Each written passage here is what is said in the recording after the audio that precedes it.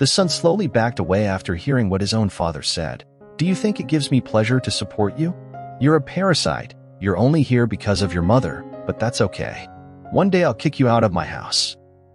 Just one of the many discriminations that little Tommy received from his father, Federico, the alcoholic and gambler. He only worked to gamble and drink with his friends. His wife, Christina, who was taking care of their son, in charge of cleaning the house, felt like she couldn't take it anymore. It wasn't the life she wanted. She wanted a man who would take care of them, not a crazy gambler who lived his life recklessly. Whenever her husband came home, she had to hide her son, as the man would take out his frustration on him. Christina had to deal with this, and one day she felt like she couldn't bear it anymore. But unfortunately, she had nowhere to go. She couldn't live on the streets. Her son was still too young to face the dangers of the street. She had to endure her husband for the sake of her son, but she knew that their fate would change one day. Federico, who worked in construction, spent everything he earned on gambling and drinks. While his wife and children went hungry in their humble home, often Christina cried helplessly in her room while her husband lay on the couch completely drunk. Her son Tommy had to realize things very early. He saw his mother suffer while his father didn't care about them. And the situation at home worsened every day. Tommy couldn't stand what was happening anymore. He knew something needed to be done urgently. So he made the decision to help his mother without anyone knowing. He grabbed a bucket and a rag and ran with all his might to a busy street. When he got there, without thinking twice, he started cleaning windshields for a few coins. The little boy at 7 years old didn't understand the risk he was taking. At any moment he could be run over, or worse, malicious people could harm him. The people who saw him cleaning the windows had compassion for him. Sometimes they gave him coins, other times they gave him food for his home. When the boy came home with food, he felt happy and relieved. His mother smiled and cried at the same time seeing him come home tired and dirty. Like any mother, she felt an indescribable nostalgia witnessing such a scene. Little Tommy only came home to sleep, as the work was really exhausting. His mother felt helpless that she couldn't do anything. She knew that if she left the house, Federico would find her and she would be punished. She had no other choice but to see her 7-year-old son work for a few coins. But in all this, Federico never knew that Tommy went out to work. The boy was very careful in this regard. He knew that if his father found out, he would take away all the money meant for his mother. Tommy became a beloved boy on that corner. The people who knew him fed him religiously, sometimes even brought lunch, because they saw that the boy only drank a bottle of cold water he brought from home. Some people asked about his parents and Tommy explained what was happening at his house. People advised the boy to report his father, but Tommy knew that man would retaliate, so he stayed silent. Some people gave him the number of the city's police chief and said that when his father punished him, he should record everything so that, with evidence, he could go to the police chief and report him. But Tommy knew that for now he couldn't do anything. He feared for his mother and decided to endure the punishment of that man. Tommy often came home with a lot of food donated by people on the street, and this made his mother happy for a while, but it only lasted a few hours. When her husband came home, the atmosphere became heavy and Christina's smile disappeared. Federico, when he arrived drunk, started shouting and demanding food, although he never left any money for it. With all the right in the world, Federico shouted for a meal, and when Christina replied that there was nothing to eat, he became furious, saying it was her duty to feed him, that this was her house. He wouldn't leave a penny for food, just her and the son were enough. Fortunately, Tommy, hidden, only heard how that ogre shouted at his mother, touching the fibers of the little boy's heart, making him feel helpless for not being able to do anything to help. Sometimes Christina had homicidal thoughts. She couldn't take it anymore. He would always be her biggest mistake. It seemed that the man was a divine punishment in her life, and she didn't understand why she had such an evil man. She tried to think about what went wrong in the past to receive that punishment. Tom, seeing his mother sad, tried to console her, but he knew that the supplies he brought home made her day. So he took his rag and bucket and went out to the street in search of his mother's happiness. Tommy was thinking about how to get his mother out of that situation. While people who already knew the boy donated food, he sincerely thanked them for their help. In a few hours, he came home with 2 bags full of food. Rice, eggs, canned tuna, some meats, and some chicken thighs were what arrived at Christina's house. But one day, unfortunately, Federico realized what Tommy was doing. He saw him on the street carrying groceries, and the furious man came home and looked for the boy. He started punishing him because all this time he had been hiding the help he was receiving. Tommy cried inconsolably while Christina, in a corner, unable to do anything, just watched her son being punished. From that moment on, Federico made Tommy ask for money and food on the streets, but the boy didn't want to give his father the satisfaction. So when he went alone, he received some coins and refused all the food they gave him. The confused people began to ask why he no longer wanted groceries, but Tommy explained what had happened. He didn't want to receive help because his father had already found out, and everything he took would be retained by the evil man. Saddened people didn't know how to help. They just advised him to record everything his father did and report it. Tommy was desperate. He didn't know how to help his mother. He began to consider this idea, although it was very risky, since if the man found out, it could be the end of him and his mother. Tom, when he came home and only handed a few coins to his father, Federico became furious like never before. Tommy had never seen him so angry. His face was red. It seemed that his blood was literally boiling. Tommy felt terror and all he could do was wait for the punishment. The man took the boy to a nearby muddy area and pushed him under for a few seconds. Then he told the poor boy to stay there until he decided to take him out. The boy stayed there for hours, almost until nightfall. The cold was unbearable, but he sacrificed himself for his mother, as if he left before Federico took him out. The man could take it out on his mother. When Federico went to get Tommy, he said it would be the last time he did that. It was his duty to bring money and food home. Tommy, with no way out, knew he had to record the evil man at home. The next day, he asked for help from the people who knew him. He asked them to help him record his father. He didn't know how to do it, but a kind-hearted woman gave him a very simple cell phone, but it would be enough to record what he wanted.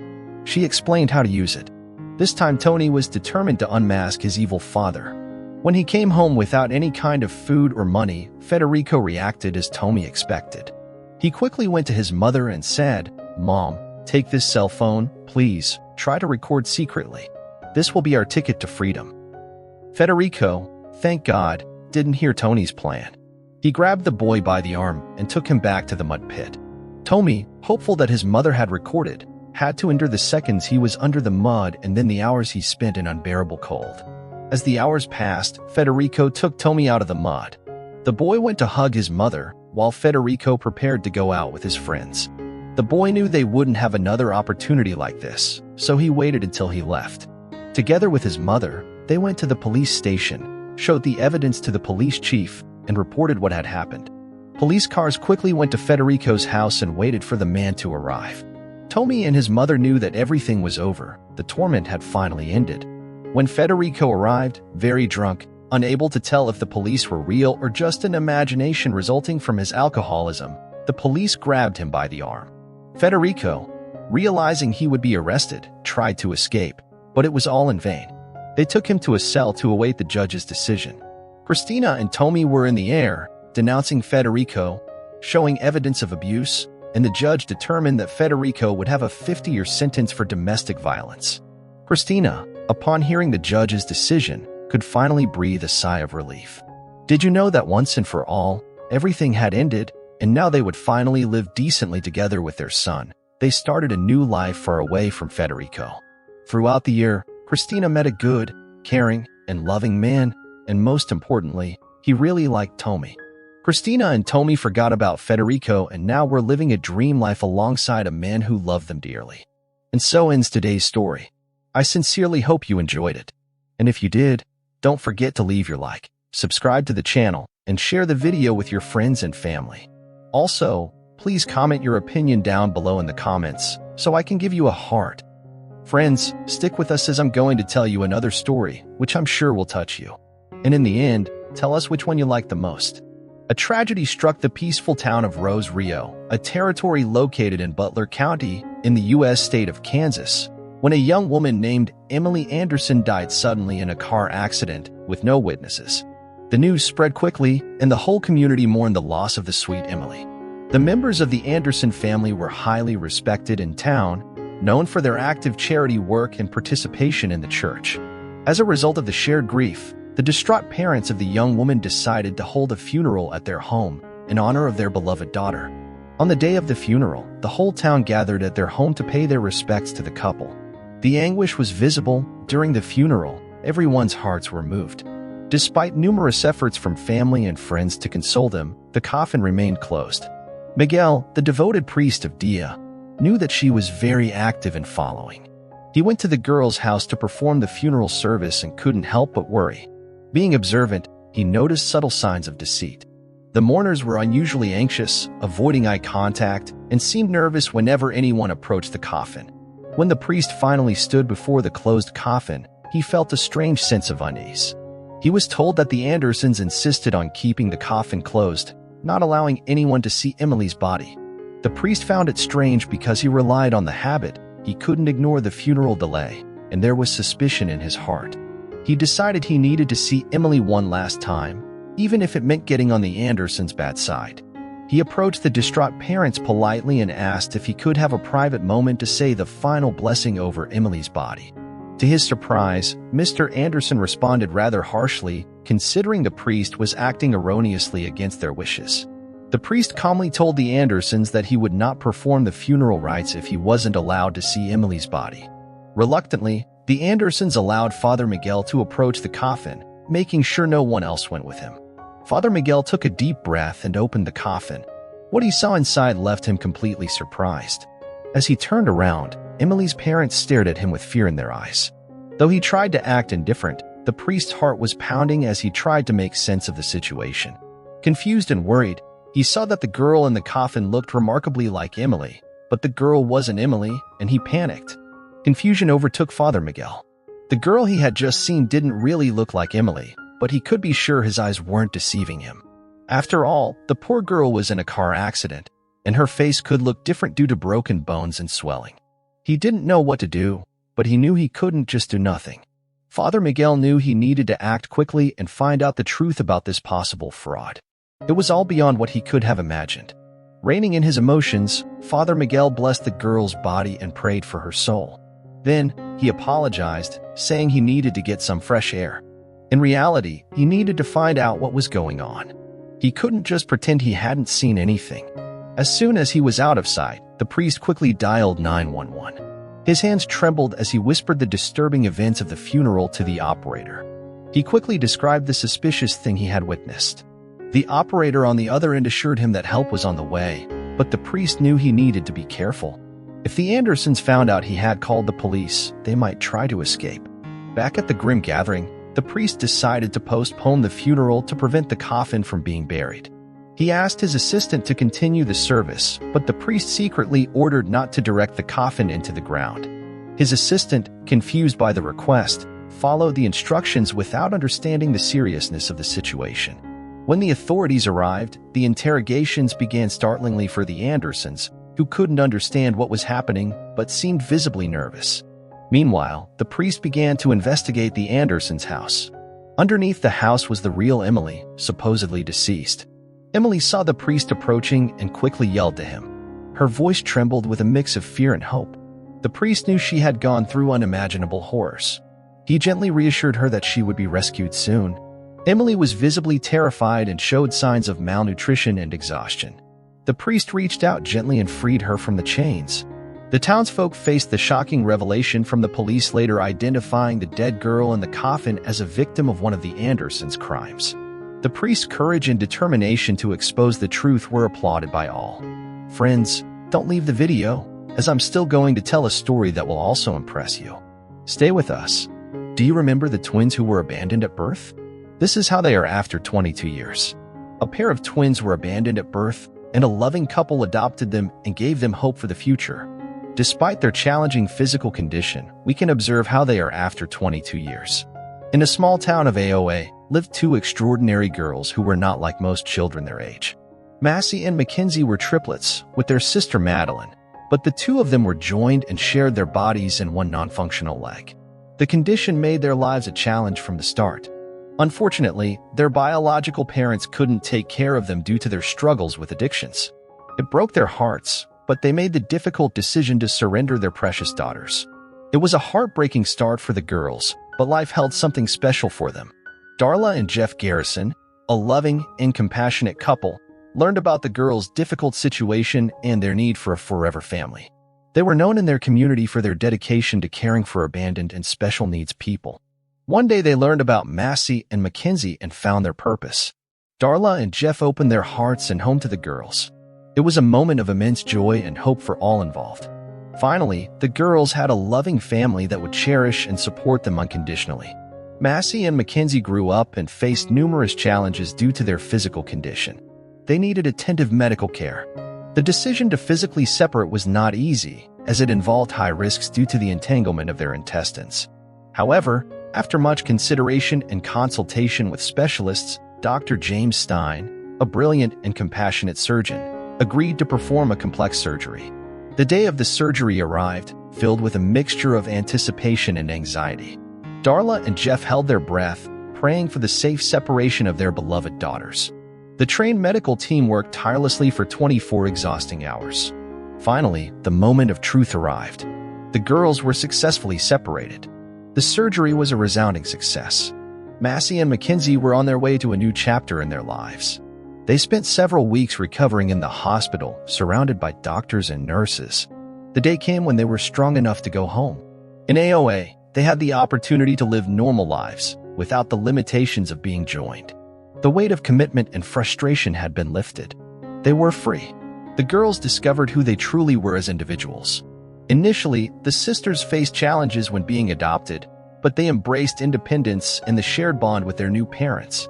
It wasn't an easy task to transition to being physically separated. They found comfort in each other's presence.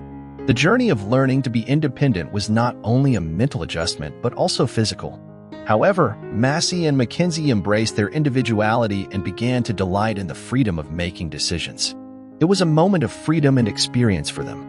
They no longer depended on each other for every task, and this new autonomy allowed them to explore their own passions and interests as they navigated this uncharted territory. Their relationship transformed, evolving from codependency to a deep bond of love and support. They celebrated each other's victories and comforted each other in moments of vulnerability. Although they were no longer needed for every aspect of their lives, their connection remained unbreakable. The sisters faced another challenge along their journey: scoliosis. The physical separation required additional surgeries to correct their spines. It was exhausting work. Massey and Mackenzie faced it with firmness, determination, strength, and resilience. The initial separation surgery was now guided by a new obstacle. Despite their physical challenges, Massey and Mackenzie were like any other children their age. They loved to play, spend time with friends, and enjoy the simple pleasures of life. Massey had aspirations and dreamed of becoming a teacher to spread knowledge.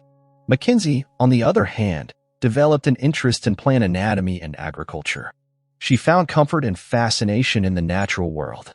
Their sister, Madeline, the third sister, shared in the journey and aspirations.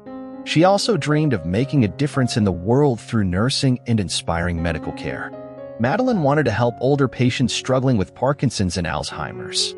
After years of adaptation and growth in Massey and Mackenzie's lives, they seemed to be on a trajectory. However, fate had one more test for them.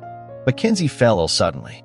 She was diagnosed with a rare and devastating disease, a neurodegenerative disorder also known as amyotrophic lateral sclerosis. Mackenzie's nervous system gradually weakened her muscles, leaving her struggling at every moment.